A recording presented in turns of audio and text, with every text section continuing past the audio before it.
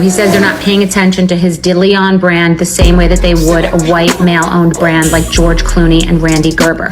So Diddy, like myself, broke into cocktails before every celebrity rushed in, whether it's Mark Wahlberg, Ryan Reynolds, George and Randy, Cameron Diaz, Mario Lopez, Kendall Jenner, every single housewife, Eva Longoria, the list goes on and on. So he got in early and he invigorated a dying vodka brand called Ciroc. They gave him a per case fee and he did these amazing sort of Rat Pack type commercials and they were excellent and he crushed it. He made a lot of money.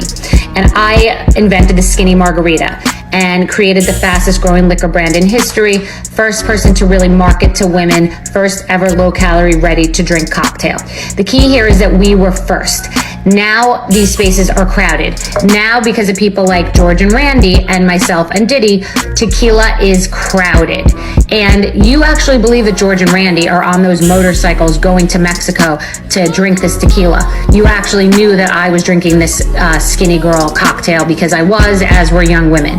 What's happening now is Diddy wants the same attention in a time when the same attention is not going to be given because big companies like Diageo know that this space has peaked, it's overcrowded, it's popped off.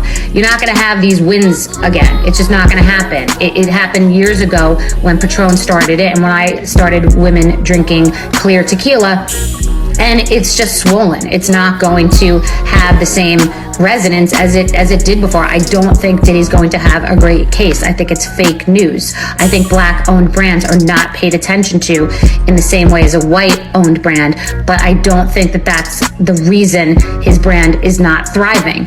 And I know because Beam bought Skinny Girl years ago, then bought Pinnacle, which was also speaking to women, and they wanted to entice a larger buyer.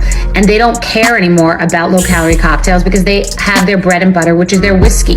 And Diageo has their bread and butter, which is their George Clooney and Randy Gerber Protect the Realm tequila. So we were first, we cashed out, but going back in is a tricky thing. I'm going back in with Forever Young. It won't be the same experience. I'm walking into a new space, Rosé, which is tired and needs a new conversation, but it's not the same as when I invented something that had never been done before.